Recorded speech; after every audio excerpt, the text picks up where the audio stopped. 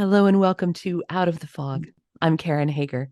Each week at this time, we gather for spiritual conversation with enlightening guests, and I'm glad you're here. You can find out more about my work as an intuitive and teacher at karenhager.com.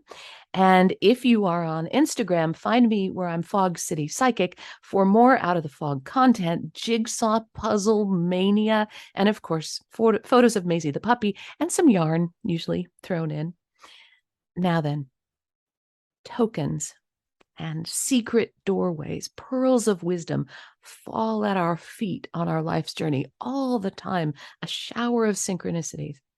But we often dismiss these as being mundane, or we just don't even notice them at all. Well, Sande Hart is my guest today, and she believes that the liminal spaces, the spaces in between, is where transformative wisdom and deep insight reside. She invites us to find the extraordinary in the ordinary and to tap into wisdom in the synchronicities and messages of our pauses. Sande's here to share some practical ways we can alchemize our lives through the power of these liminal spaces. So, are you ready to meet her? Sande Hart is an award-winning leader in the fields of women's empowerment and interfaith community building. She founded the Women's Interfaith International Grassroots organization, S.A.R.A.H, the Spiritual and Religious Alliance for Hope, the morning of 9/11. That was part of an instinct to gather women of diverse faiths to protect all that they consider sacred, and S.A.R.A.H is now in its 20th year. Sande founded and served as director of Charter for Compassion's Women and Girls sector. She served as the chair for the United Religions Initiative for North America and serves on the Women's Task Force for the Parliament of World's Religions. She's also the founder of Compassionate California. Sande is being inducted into the Women's Oral History Library of Claremont colleges. You can find out more about Sande and her work at sandehart.com. That's SANDEHART.com, sandehart.com. Sande, welcome to Out of the Fog. Thank you, Karen. I'm delighted to be here. I'm very glad you're here. Let's start at the beginning. Liminal, fancy word. What does it mean? Right. Actually, a couple of years ago, I had never heard that word before.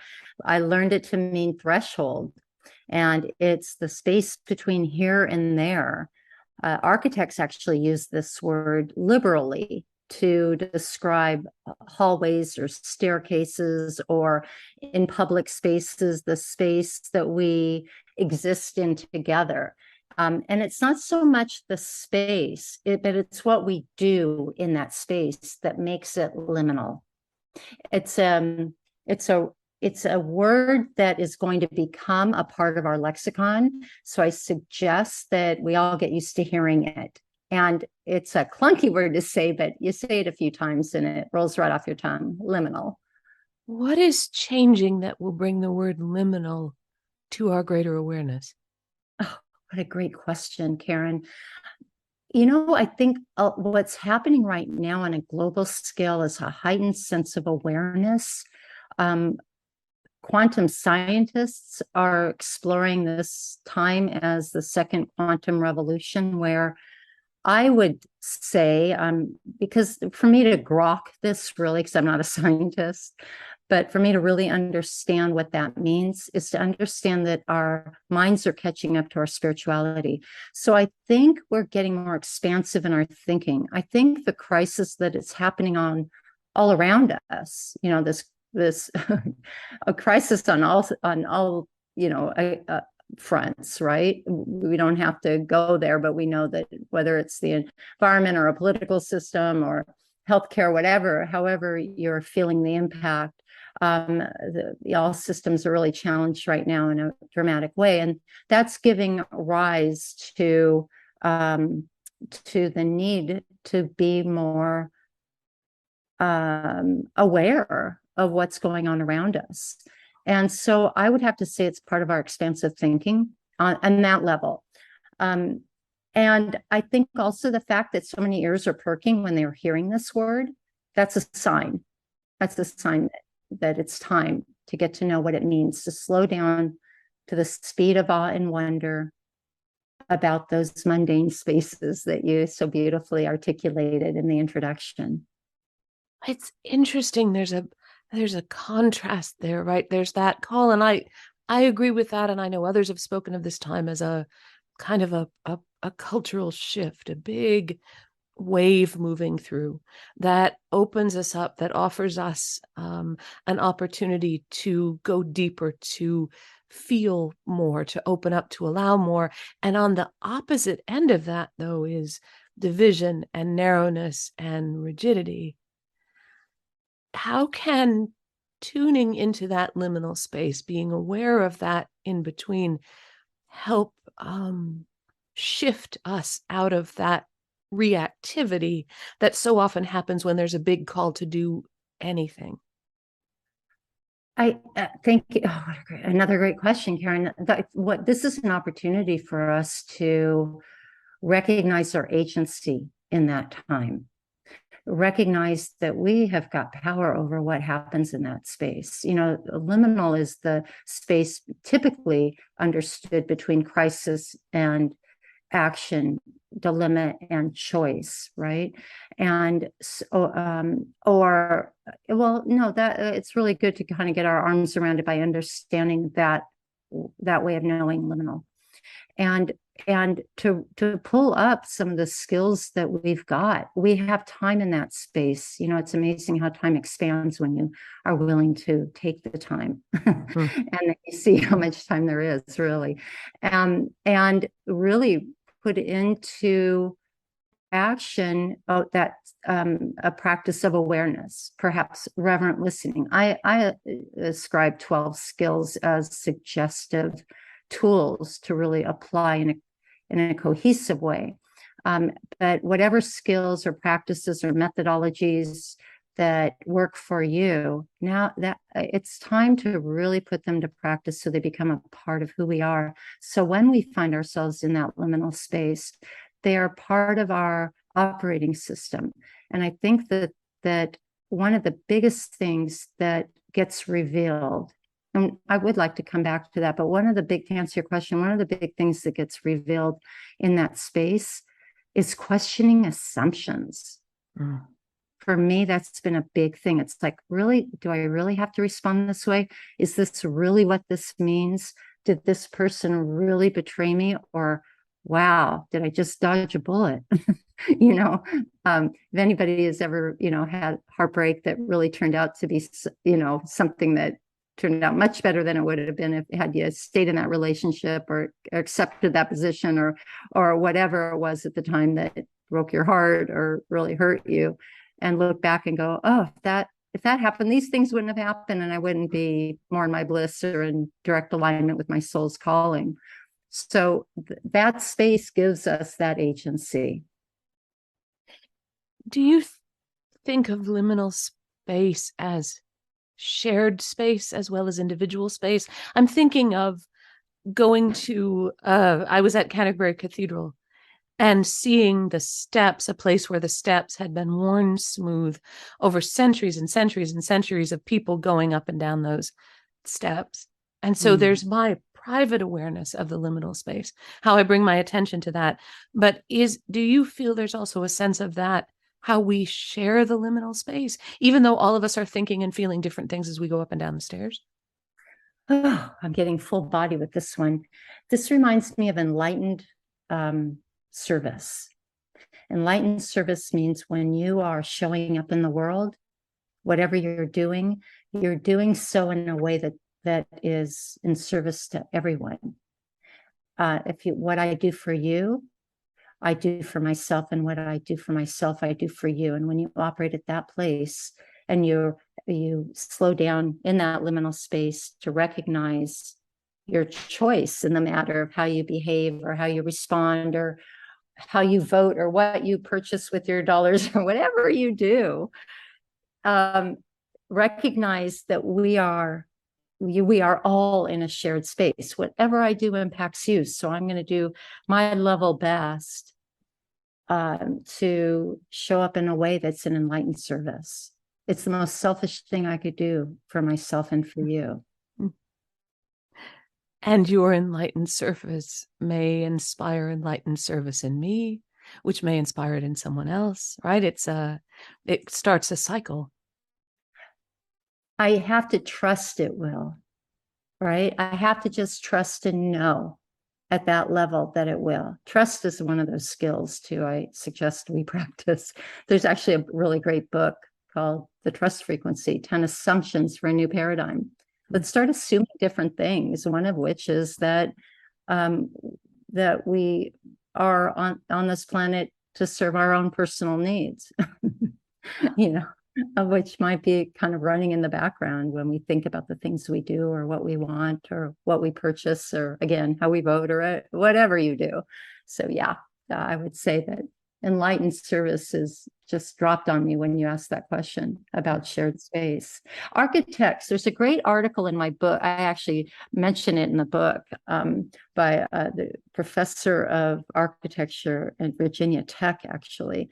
And he speaks about that shared space. And he wasn't speaking it as he didn't know that he was speaking from a philosophical, he wasn't writing an article on the philosophy of liminality. That's exactly what he's talking about when he's talking to architects about the importance of creating shared liminal space in a public place. How are we going to go coexist together?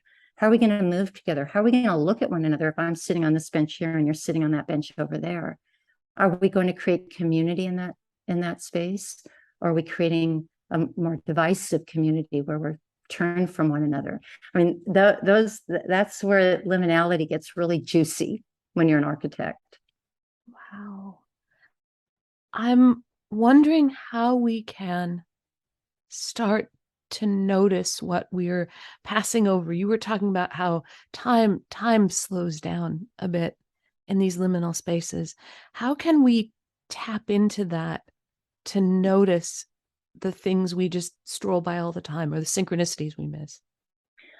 I think it's a practice. All of the modalities or methodologies that I mentioned, that I consider them 12 skills, but they're really additive skills. That you add them to the skills you've already got. They're probably already skills that you're using, but they're all requiring practice. But specifically for awareness, it's a practice, and we could do it all day long. We got to make up how we do it too. I'll share with you how I practice awareness. Yeah. I practice body awareness. And I do this 5 times a day, 25 times reps in 25 time reps. So I just say to, I practice paying attention to my body for a count of 25, 5 times a day. Now, what do I do 5 times a day? I walk into the ladies' room 5 times a day. Some people might choose, if you drive in your car, you get in and out of your car a couple times a day, maybe 4 times. And so whatever you do consistently every day, and I suggest the bathroom because it's what we all do, typically on an average 5 times a day, and practice body awareness. Okay, I'm going to count for 25 seconds and practice awareness of what's going on in my body. So that does 2 things, Karen. It not only strengthens your muscle of awareness, because it shows up in different ways, because you're creating new neural pathways, right? When you practice anything, you're creating new neural pathways in your mind. Pro-social psychology and neuroscience has proven that repetition for a period of time, around a month's time, we create grooves in our brain where the mind actually can flow thoughts seamlessly over time. And that's how we create a habit. That's why things run in the background. That's where our subconscious flows. And so we are actually rewiring our brain with this awareness. And I recommend everybody do it, because not only are you practicing awareness in a way that it'll show up in all kinds of ways, but also body awareness, which is another skill, how to trust our body. Especially women, we've been socialized out of trusting our bodies, and we are mostly connected to the planet and the cosmos just by our design of the female biological body. So we really serve ourselves and the world in enlightened service when we pay attention to what's going on in our body. So that's a twofer practice. And it's making me think about other things I might be doing often during the day that I'm not as aware of. So if I have a negative thought or pattern, if there's something that I do consistently that I know is not great for me, but I'm doing it anyway, just taking the time to create the positive pattern may also help me find some elasticity in my more negative patterns so that I can maybe shift my awareness around those. Oh, absolutely. Absolutely. That is definitely a byproduct and one of the greatest benefits. And this is not a philosophy for weight loss, but I've lost 10 pounds. I almost said 5, but I've now lost I've lost 10 pounds just because I walk into the refrigerator. That's another one of my places that I practice this, by the way. I go into the refrigerator far more than I should. Or I open up the fridge, I'm like, body awareness. Guess what? My body's not hungry. Why am I here? Now I can stop and go into a liminal space, going, there's some intergenerational trauma behavior patterns there. And that's another one of the skills. So why am I in the fridge? And then I close the fridge and I'm on my way. So it's just another byproduct, right? But it shows up in the most miraculous way. Or, hey, I'm hungry. Why aren't I eating, for example? Or why aren't I going to the bathroom? Or why, I'm sorry to bring up the bathroom so many times. That's surprising me.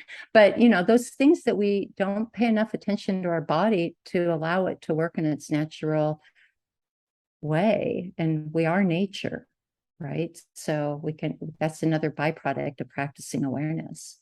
Well, and that we so often get ahead of ourselves. We're so often not mindful that we often don't pay attention to our body's basic needs. Going to the bathroom is one of those, eating is one, but so is connection with spirit and compassion and rest, right? We get so off balance and out of kind of skewed out of our place that we aren't listening maybe to that need to go to the bathroom, drink some water, speak to yourself in a more loving way, connect with spirit. So, yeah. I spent 6 years into a deep dive of compassion when I was with the Charter for Compassion. And before that, the Compassion Games, which is a co-opetition. It was a real fun project. And, and practicing compassion is another way of practicing awareness. It's like, okay, what's going on in me? Why I'm not feeling compassion right now, where I feel like I should be, or passing by somebody who's on the street corner and with their hand out. I can stop in the liminal space and work it out. What is preventing me from giving, or what is activating me to give in general? So so it's the same for ourselves.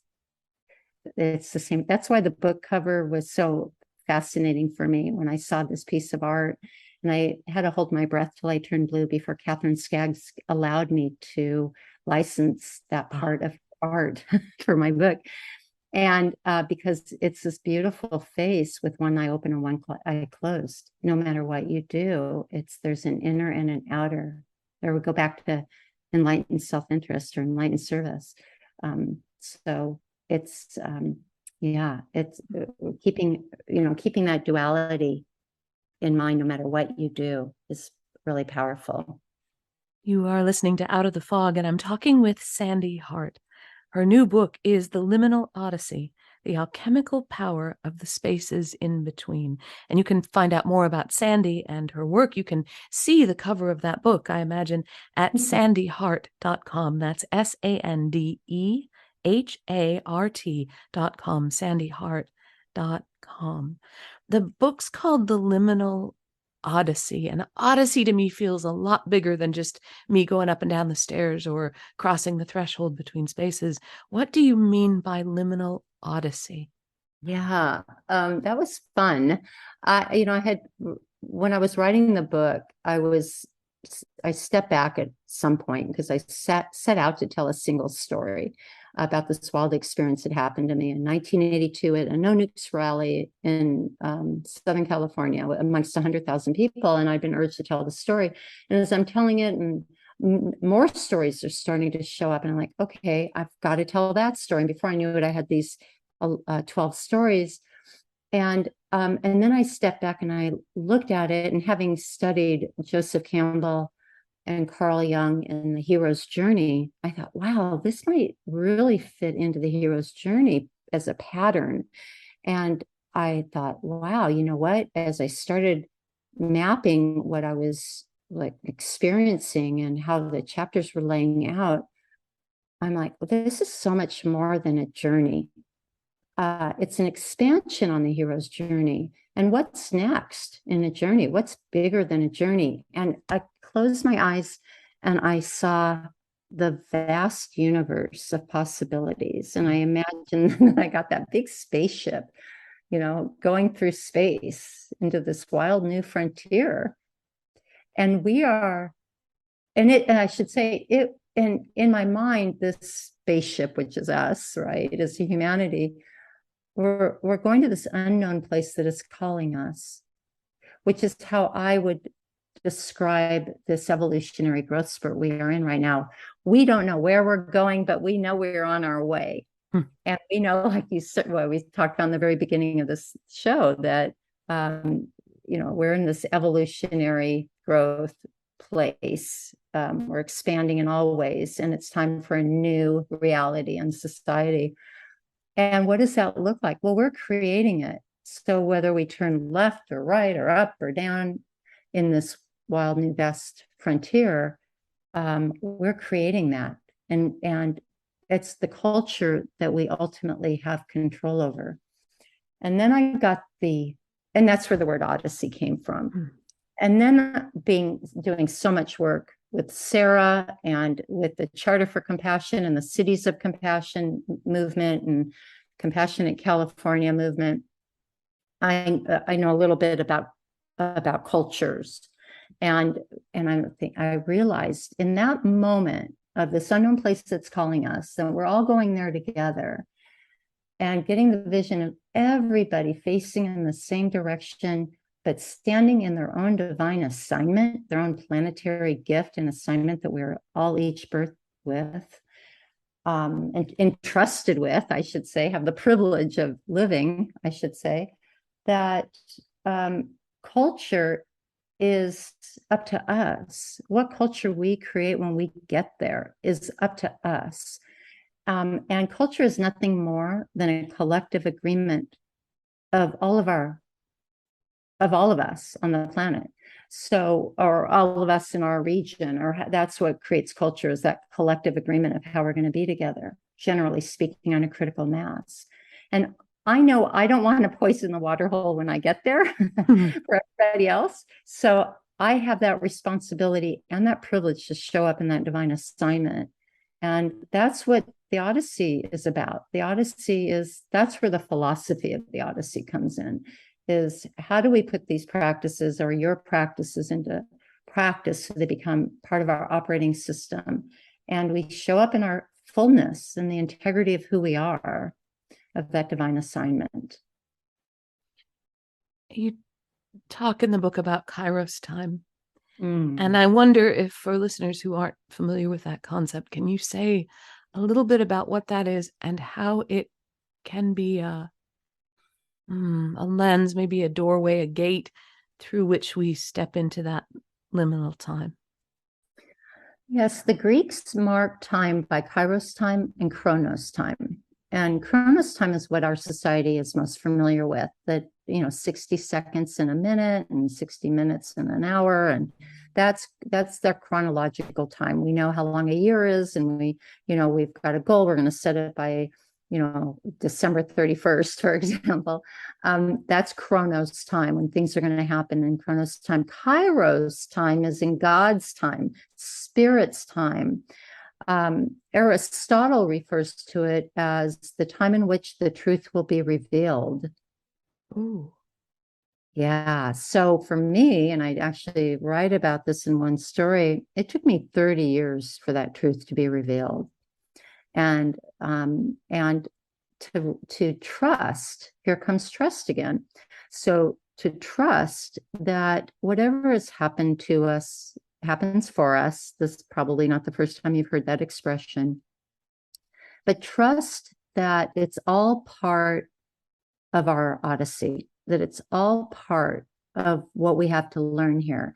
And in our liminal time, in that experience, trust that it's getting us closer to our bliss. Trust that it's helping us live into our integrity of our fullness. That's what I mean by integrity. I don't mean it in terms of judging your morality. That's not what integrity means here. It means wholeness or fullness. The integrity of a table to hold up your plates. And the chair that I'm sitting on is full of integrity because it's holding my weight. So the integrity of who we are and how we show up in that is to trust that in that Kairos time will be revealed. And and that's where awareness comes in. So here's a little kind of stepping back a little bit, seeing how the philosophy of the Liminal Odyssey is to practice reverent listening, trust, paying attention to our body, mindfulness, healing, working on intergenerational trauma and being aware of generational behavior patterns. When we start practicing them as a collective, they work as a cohesive unit so that they are greater than the sum of their parts. And that when we are in that liminal space, then we have got the capacity, it's part of our operating system to show up because it's part of our personality now. That's what happens when we create a habit. It becomes part of our personality. And sometimes it takes time, not our time, God's time or Spirit's time, for the truth to be revealed, and trust that it will come. And that time's available to all of us, no matter where we are on our journey. It just takes slowing down enough and setting the attention, putting our attention on it and setting the intention to receive it. Is that right? Yes. Yeah. I couldn't say it better. Taking the time. Timefulness is a word I coined, actually. Timefulness. We know how to be mindful. Now we get to practice being timeful. Can I share with you a beautiful sentence from this even more beautiful poem by Reverend Lisa Lee? She's the Unity Minister out of Unity of Las Vegas. Yeah. It goes like this one sentence. It says, "It is the child in us that knows to ask, where am I, or how do I get there, is to miss the crimson red rose growing out of the crack in the sidewalk." Wow. So think of what we might be missing if we're not slowing down. Sande, thank you so much for being here. How can listeners connect with you and find out more about your work? Well, the Liminal Odyssey is at liminalodyssey.com. You can reach me there. SandeHart.com works as well. If you send me a message through the website, I will get back to you. And also, if you are interested in the book and you use the promo code Alchemy, there's a little discount, a little gift, and free shipping from the website. So if they order the book from the website and use the promo code Alchemy, a little lovely synchronicity, a little golden jewel drops onto your path. Yeah. Right? That's metaphorically speaking. No. That's my highest prayer. I don't want to get listener email that says, I watched my path all day. There wasn't a golden jewel. No. It's a metaphor. Sande, thank you so much for talking with us today. Thank you, Karen. It's been a delight. I can't tell you how many times I got chills during this call by your questions. Oh, my goodness. Thank you for being here. We've been talking with Sande Hart. Her new book is The Liminal Odyssey, The Alchemical Power of the Spaces in Between. You can find out more about Sande and her work at sandehart.com. That's SandeHart.com, sandehart.com, or at theliminalodyssey.com. If you order the book through her website and you use the coupon code alchemy, there's a little discount, a little extra waiting there for you. That's through her website. And of course, you're always welcome at KarenHager.com. It's a great place to find out about upcoming classes and events. You can even book a private intuitive session with me there if you're so inclined. The Meet Your Guides class, which fills me with joy. Man, I love teaching this class. The Meet Your Guides class is coming up on October 10th. And if you are curious about opening a connection or deepening a connection with your spiritual support team, I hope you'll join me. Information about that is at KarenHager.com/guides. And the merriment always continues on Instagram, where I'm Fog City Psychic. How many jigsaw puzzles can one demented middle-aged woman do in a year? I don't know. I'm working my way toward the answer. That's on Instagram, where I'm Fog City Psychic. And thank you for listening today. Together, we are spreading a little more light in the world, and a little more light is always a good thing. Until next time, I'm wishing you peace.